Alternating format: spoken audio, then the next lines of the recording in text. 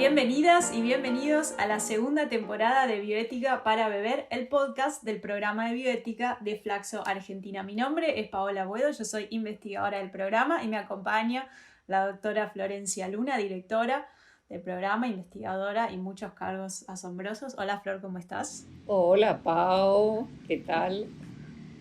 ¿Todo bien? ¿Algún cable por ahí? No, todos ocultos. Todo Bueno, tranquilo. En esta segunda temporada vamos a trabajar cuestiones de actualidad en bioética y lo vamos a hacer con invitadas e invitados. Y hoy tenemos el honor de tener una gran invitada, una amiga de la casa. Hoy nos acompaña la doctora Gisela Farías. Ella es licenciada en psicología, doctora en filosofía del derecho y bioética. Es asesora en ética aplicada de la unidad de cuidados paliativos del Hospital Tornú.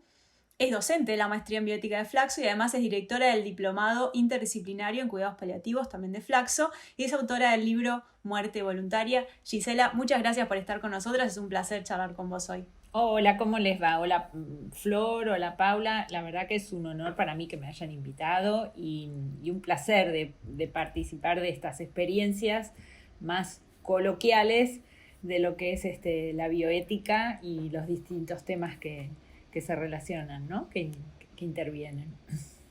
Sí, es un placer tenerte, G, acá en este podcast.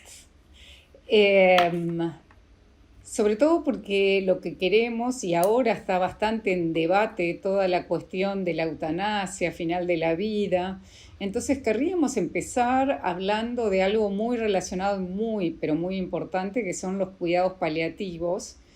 Y como siempre decimos, como este podcast lo escuchan personas que no están en el tema, querríamos que nos cuentes y le cuentes a nuestros oyentes de qué se trata esto.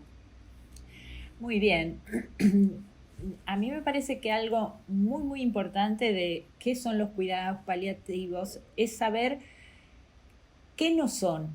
No son solamente la preparación para la muerte, que es un poco lo que circula, digamos, lo popular. Bueno, es el último momento, el acompañamiento final y casi la palmada o la extrema unción. No, los cuidados paliativos son un modelo de atención médica interdisciplinario. En los cuidados paliativos participan profesionales de muchas áreas y no profesionales también de áreas como voluntariados, religiosos. Es un abordaje holístico de un momento en que una persona padece una enfermedad que ya no está en tratamiento curativo, pero que muchas veces tendemos a pensar que, bueno, si no hay tratamiento curativo ya no hay más nada que hacer, y en realidad empieza un periodo que es cómo se va a transitar esa enfermedad, que a lo mejor lleva muchísimos años, muchísimo tiempo.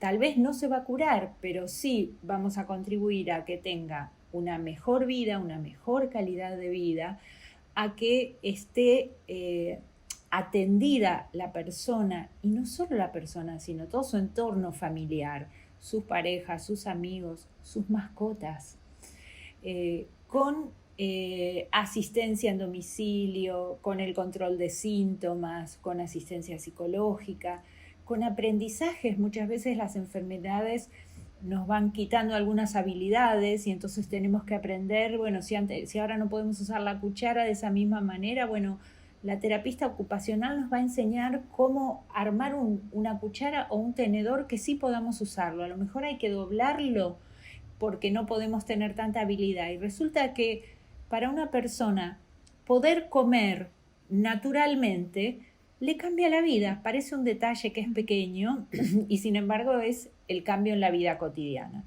Entonces, la idea de los cuidados paliativos es primero entender que es una continuidad de la atención médica. No es un consuelo porque no hay nada que hacer, sino que hay un montón de cosas para hacer que tienen que ver con síntomas, con estados anímicos, con estados espirituales, existenciales. Digamos, es una etapa de la vida profundamente significativa y existencial, ¿no? Yo siempre me pregunto ¿Cuánto tiempo uno dedica cuando una persona está embarazada, va a nacer un bebé, el neonatólogo, el profesional que acompaña el embarazo, para un parto? Tenemos todo un sistema médico que acompaña y todo nos parece natural. Bueno, para una partida, para un proceso de partida de la vida, también hay todo eso. En muchísimo menor cantidad, obviamente, pero que tiene un contenido que tiene que ser valorado, porque si no parece que uno se enferma y no sirve más. Sí, a mí lo que me pasa, a mí me parece que el modelo de cuidados paliativos es realmente muy interesante, porque es uno de los pocos que toma en cuenta a todo, como vos decías recién, a todo el medio, a los familiares, qué sé yo, la casa, los afectos. Total. Y me parece que en realidad también, un poco como vos decías al principio, asimilarlos únicamente a la preparación para la muerte, yo no sé si es la forma adecuada de pensarlos y yo no sé, digamos, por qué o, digamos, si no debiera extenderse este modelo muchísimo más, porque muchas veces pasamos, por ejemplo, por situaciones de dolor relativamente crónicos, de Exacto. rehabilitación y que por ahí, digamos, necesitamos también una mirada mucho más integral, holística, ¿no? Mirá, yo estoy totalmente de acuerdo y en cierta medida algo de eso está empezando a ocurrir, digamos. Antes a los cuidados paliativos los derivaban a último momento, en las últimas semanas de vida. Ahora, sobre todo los profesionales de oncología y de enfermedades crónicas. Hay gente que tiene padecimientos cardiovasculares, inmunodeprimidos, trastornos como el ELA, que pueden llevar muchos años, y que incluso no necesariamente mortales, enfermedades no necesariamente mortales, sino crónicas, que requieren de este tipo de atención. Casi diría, toda la medicina tendría que tener una filosofía paliativa, porque no se enferma una persona sola, se enferma con su entorno familiar, se enferma en la casa que vive, con agua corriente, sin agua corriente, lejos del centro de asistencia, cerca, con prepaga, sin prepaga. Se enferma una comunidad, se enferma un conjunto y los cuidados paliativos tienen esa filosofía. Toda la medicina debería tener esa filosofía, más allá de las herramientas que se usan para cada etapa o para cada situación que se debe tratar. Pero sí, creo que en este punto los cuidados paliativos tienen un buen anclaje con la bioética, porque los cuidados paliativos articulan y tratan, por lo menos la gente que se forma en eso, de tener esto en cuenta. Bueno, ¿cómo distribuimos la justicia? ¿Cómo tenemos en cuenta las preferencias de los pacientes cuando se enferman? Todos no quieren hacer el mismo tratamiento, todos no quieren internarse, algunos sí quieren internarse y estar cuidados en una institución. Algunos quieren contarle a la familia de su diagnóstico, otros no. Entonces, hay un montón de los elementos que la bioética vela o nos hace discutir o nos hace pensar que se articulan muy parejamente con los cuidados paliativos, porque los cuidados paliativos piensan esto de manera, digamos, interdisciplinaria, los derechos, la autonomía, el acceso a la salud. Y cuando yo me escucho hablando y digo, la verdad que toda la medicina debería ser así y no tan sectorizada, no tan facetada, donde, bueno, hay un hígado, hay un estómago y no sabemos quién lo está llevando. Exactamente, yo creo que cuidados paliativos debiera ser un ejemplo para, por ahí, no sé, no para cirugía, pero para un montón de otras especialidades en donde es fundamental, digamos, esta mirada mucho más como humana en un punto, ¿no? Que tienen cuidados paliativos. Paula quería decir algo. estaba pensando con la conversación que están teniendo, que parece como un modelo de acompañamiento, ¿no? Los cuidados paliativos en determinado aspecto de la vida, en esto que decía Gisela, bueno, parece enfocarse en esas situaciones en las que no hay tratamiento posible, por lo menos tratamiento curativo. Ahora, pensaba también en esta conversación que tenían que, digamos, los cuidados paliativos se vienen a incorporar a este modelo médico que tenemos ahora, ¿no? Entonces me pregunto si tal vez la práctica médica, digamos, cómo interactúa esta filosofía que es tan interesante y que nos parece que acompaña más al sufrimiento humano en su carácter más genuino con todo lo que ya conocemos de la medicina. Digo, están ahí trabajando en conjunto, o los paliativos están adentro del sistema médico. ¿Cómo, en tu opinión, Gisela, cómo trabajan esos dos modelos que parecen ser tan disidentes? Y si tal vez no hay algún temor de que se lo fagocite. Mira, en principio una cosa que quería ampliar es esto del acompañamiento. Una parte de los cuidados paliativos es el acompañamiento y otra parte es activa, porque también se interviene, no cruentamente, pero sí hay muchas intervenciones. Si un paciente necesita un cambio de prótesis, se hace, porque que no tenga curación no quiere decir que no tiene vida, digamos, ¿no? La idea es que estamos vivos, pero lo que vos decís es muy interesante porque es toda una conquista progresiva y mientras vos hablabas yo pensaba que uno de los grandes desafíos que traen los cuidados paliativos es cómo los profesionales renuncian a su omnipotencia, porque estamos acostumbrados a que el modelo tradicional es, bueno, yo sé todo y acá se cura, en sí, digamos, sintetizando. Y entonces, y el modelo paliativo es, no sabemos nada que va a pasar con cada paciente y acá se atiende, se trata, se alivia y además se trabaja en equipo. Se comparte la información, un profesional, el psicólogo atendió a un paciente y le cuenta al médico, mirá, vi tal cosa, me pareció tal otra, uy no, pero yo vi tal otra, y esto a lo mejor lo charlan adelante del paciente, junto con el paciente. Entonces es un modelo que tiene, que propone, no le sale a todo el mundo, pero que propone mucha humildad, porque ni sabemos cuándo un paciente se va a morir, ni sabemos cómo va a ir evolucionando en cada persona, ni cada grupo familiar, pero a la vez sabemos que trabajando en conjunto podemos mejorar las cosas. La experiencia nuestra en el Hospital Tornú es que hace 20 años que hay una unidad específica, al principio nos derivaban poquitísimos pacientes y algunas áreas ni siquiera nos interconsultaban. Ahora llega un paciente que tiene cierta duda de cómo manejarse con la familia, con la información que sabe, llega a guardia y nos llaman desde la guardia. Se empezaron a dar cuenta que si nos llaman nosotros ayudamos a que la situación incluso sea más liviana para ellos, porque el elemento que la mayoría del sistema médico no tiene desarrollado, que es la comunicación afectiva, conectada, franca, sin sericidio, nosotros lo tenemos muy trabajado. Entonces, bueno, llamen a paliativo, no saben qué hacer. Bueno, pero esto ha significado que a lo largo de los años nosotros vamos llevando estadística de la cantidad de pacientes que vamos atendiendo. Claro, en los últimos años se han multiplicado las interconsultas.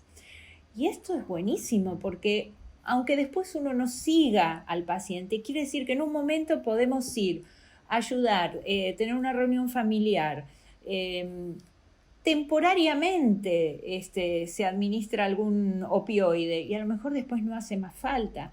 Entonces, creo que depende del tiempo, de las estructuras jerárquicas de las instituciones, de cuán flexibles son para aceptar que hay otro modelo que no los amenaza, sino que los alivia y que en general lo que se va viendo, a medida, sobre todo nosotros formamos gente acá en Flaxo y vamos viendo que desde que se empiezan a formar están trabajando en sus lugares y ya están pensando a sus pacientes de una manera distinta, ya les hablan distinto. Entonces, y ahora por ahí sería el momento para mostrar, si bien nuestros oyentes inteligentísimos e inteligentísimas ya se deben haber dado cuenta, ¿cuál es esta conexión con la bioética? ¿Por qué, digamos, estamos en un programa de bioética albergando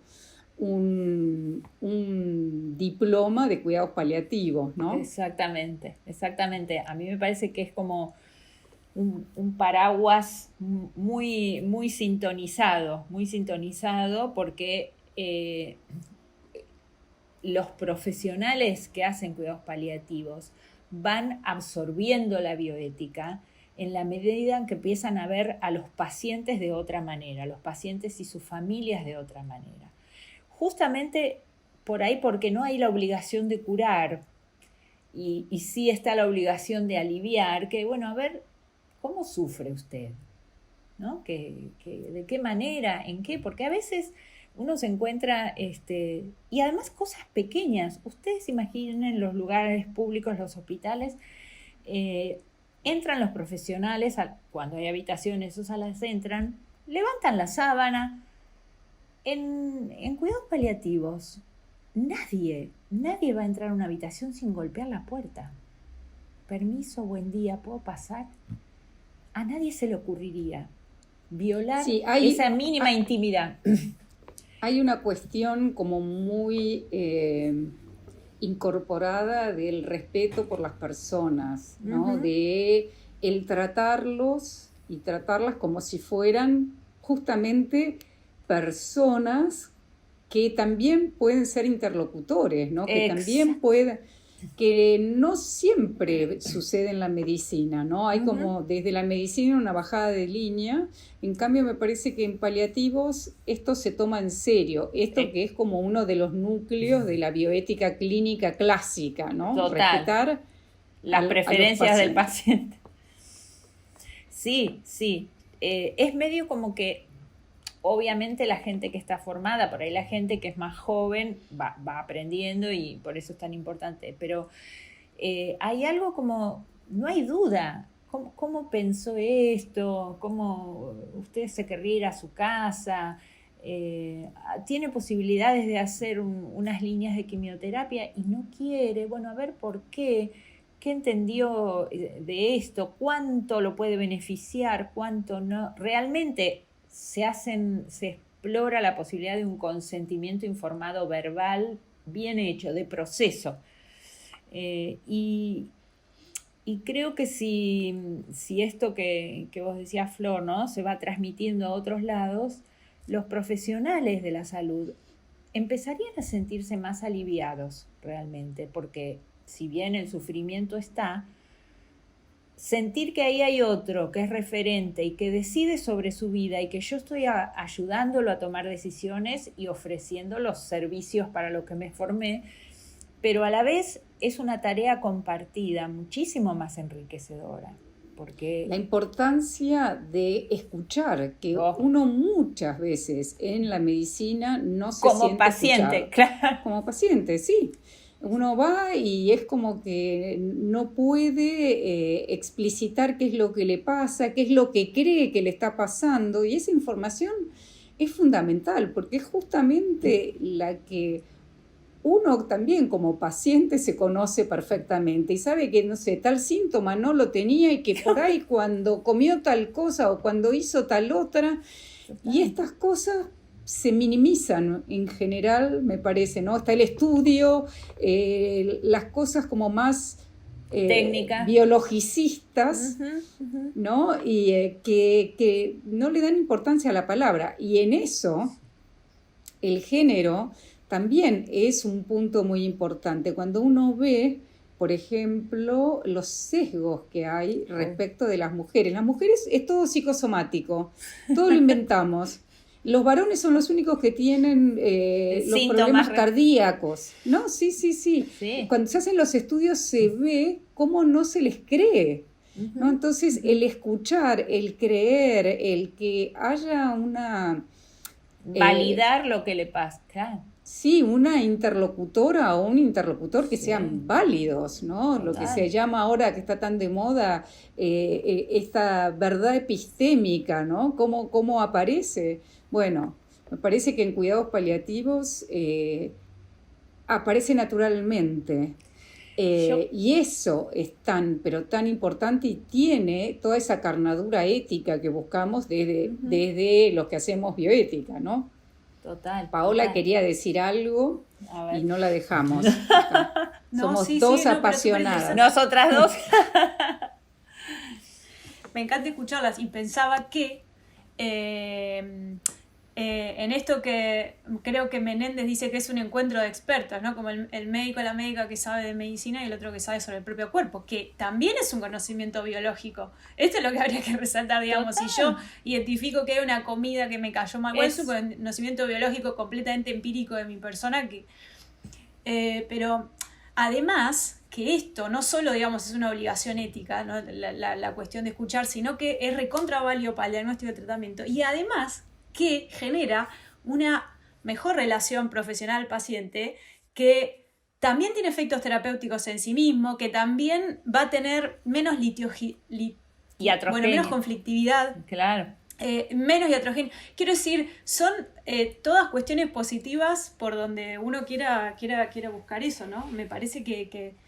Pero bueno, es verdad que también el sistema de salud tiene muchas fallas, entre ellas esta rapidez, ¿no? Que a veces nos empujan a tener que atender rápido. Por lo menos eso es lo que siempre se escucha sobre todo de los médicos y médicas. Dicen, bueno, la verdad es que yo no tengo tiempo para esto. Y en un punto, digamos, tienen una verdad epistémica, vamos a decir, tienen razón, pero también es verdad que, bueno, ese poco tiempo que está ahí podría ser utilizado, ¿no? de alguna otra manera en algunos casos. Sí. Y ahora vamos Yo a le quería- ir, Sí.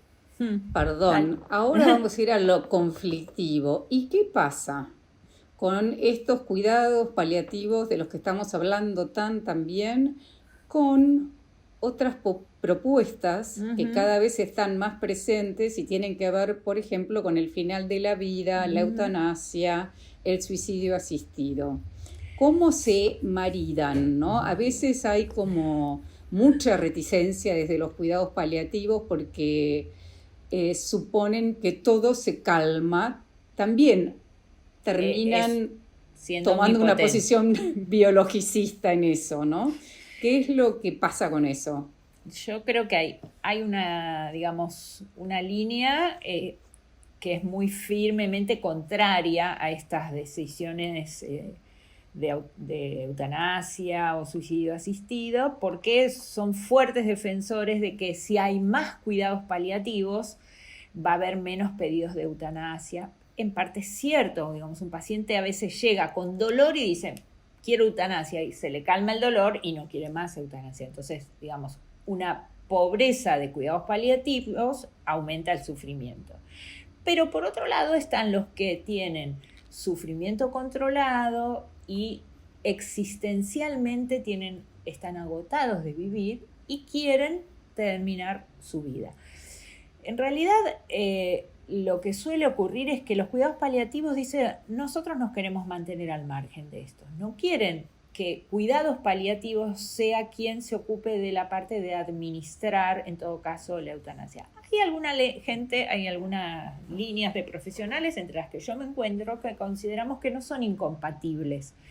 Pero que es cierto, debería haber, obvio que tiene que estar bien ofrecida la cantidad de cuidados paliativos necesarias, y la opción existencial de cómo terminar la vida es una opción privadísima y libre, pero a la vez que ocurre dentro de una comunidad y que debería tener un espacio de debate y de legitimidad, porque si no, lo que ocurre es como ocurre con todas estas cosas, se hacen en clandestinidad, se hacen de una manera riesgosa, se hacen de una manera que terminan siendo más dañinas, porque si una persona se quiso matar y no le salió, entonces después lo internamos psiquiátricamente.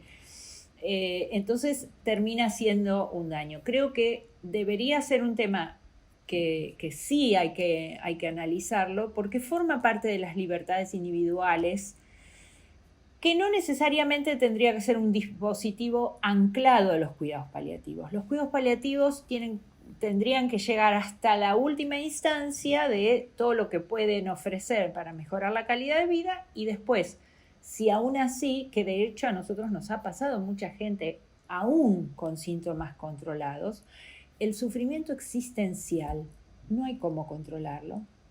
Y a veces hay sufrimiento físico que tampoco. No es que todos los cuidados paliativos te solucionan todo. Hay tipos de dolores, tipos de dolores oncológicos que son muy difíciles, y también hay percepciones de dolor singulares. No todos sufren el mismo dolor. Entonces, hay situaciones que alguien puede decir: yo hasta acá llegué. Sí, yo creo, digamos, y coincido con vos en que es fundamental tener, digamos, como primer respuesta cuidados paliativos adecuados, controlar el dolor, controlar el sufrimiento. Y después, y como vos decís, probablemente muchísimos casos en el camino, al calmarse el dolor, al sentirse mejor, al poder, bueno, deciden que quieren seguir, claro.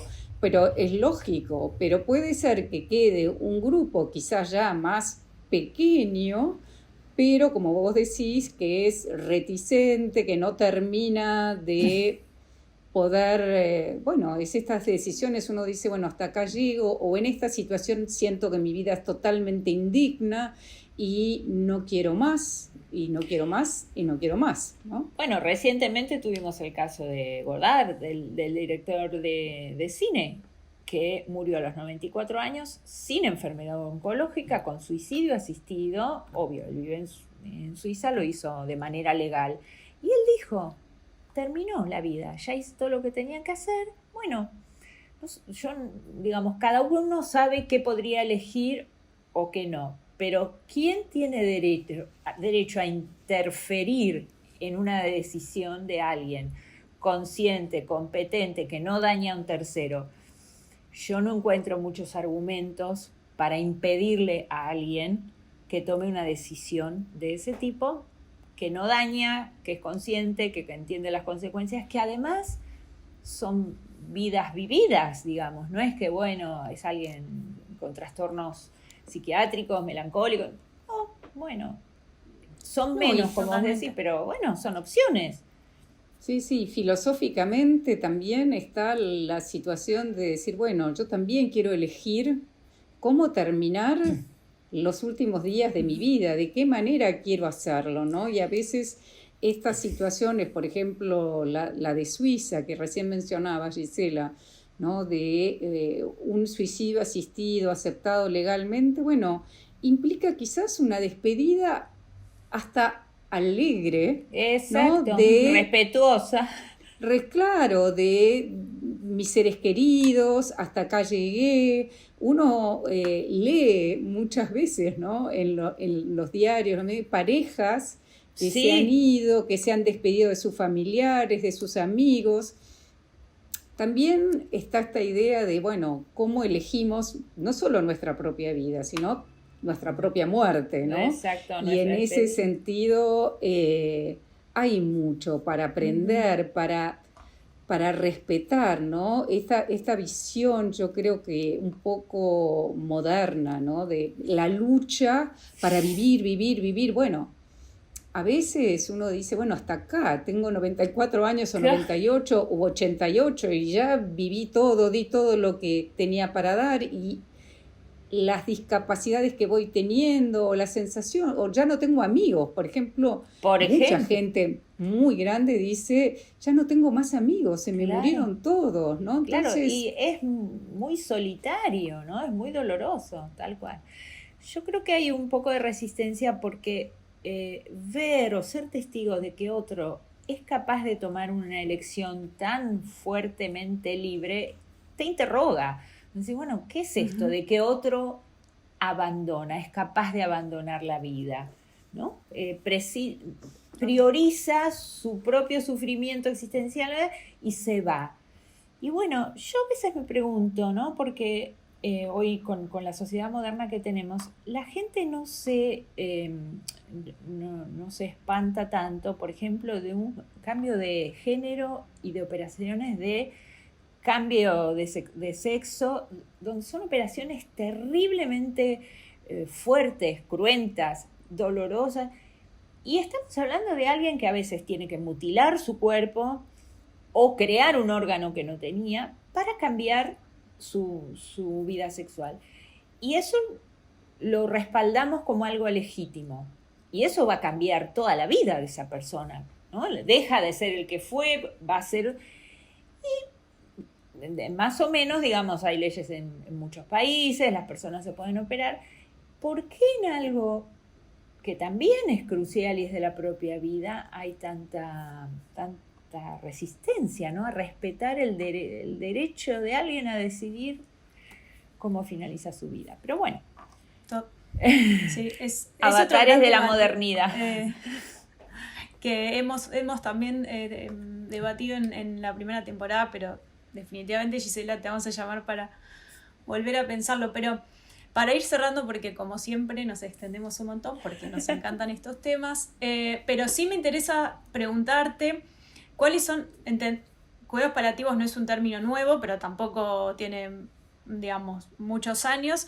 La pregunta es, ¿cuáles son los desafíos actuales que tiene cuidados paliativos como concepto y también en la práctica? ¿Qué es lo que te parece a vos que todavía hay que trabajar? No solo eso como concepto, que me imagino que obviamente tiene un desarrollo, pero y también me interesa tu visión sobre la práctica, ¿no?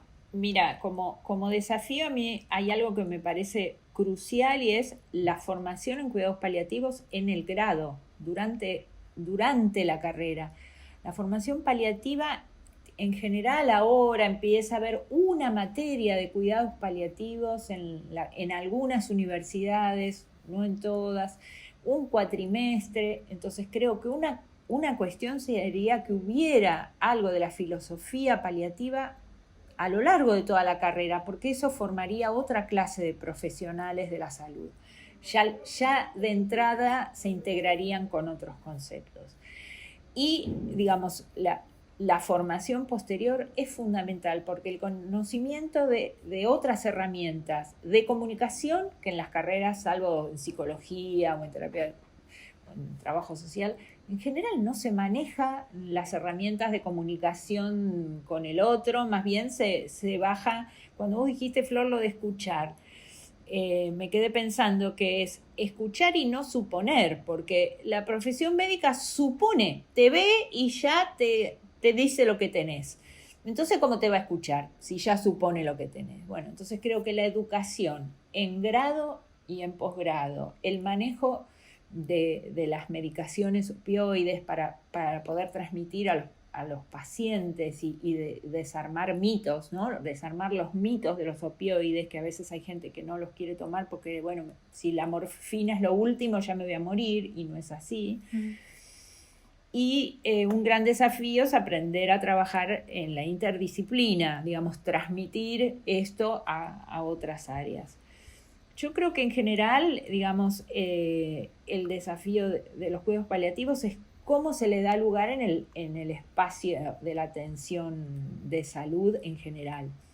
Porque la medicina paliativa continuamente, digamos, se esfuerza por ganarse un lugar que no sea solo el acompañamiento final.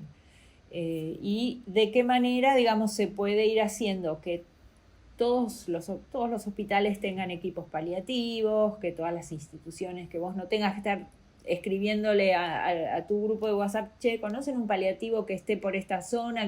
Y que uno tenga que estar buscando quién va a domicilio, quién, ¿no? Digamos, que haya más acceso, porque de hecho hay 40 millones de personas en el mundo que necesitan cuidados paliativos. Curiosamente, el porcentaje mayor no es de enfermos de cáncer, sino de patologías cardiovasculares, los que más deterioro van teniendo. Y creo que en la Argentina tienen acceso solo un 15% de las personas que lo necesitan. Totalmente. O sea, que realmente es muy bajo y hay ahí una asignatura pendiente, ¿no? Sí, creo que ahí también hay un desafío de cómo formar a los oncólogos y a los que atienden enfermedades avanzadas para entender que no es que cuando ellos sueltan la toalla nos tienen que buscar a nosotros, que mientras ellos están tratando tenemos que trabajar con ellos. Porque a lo mejor habría más posibilidades de atención si hubiera más derivación temprana.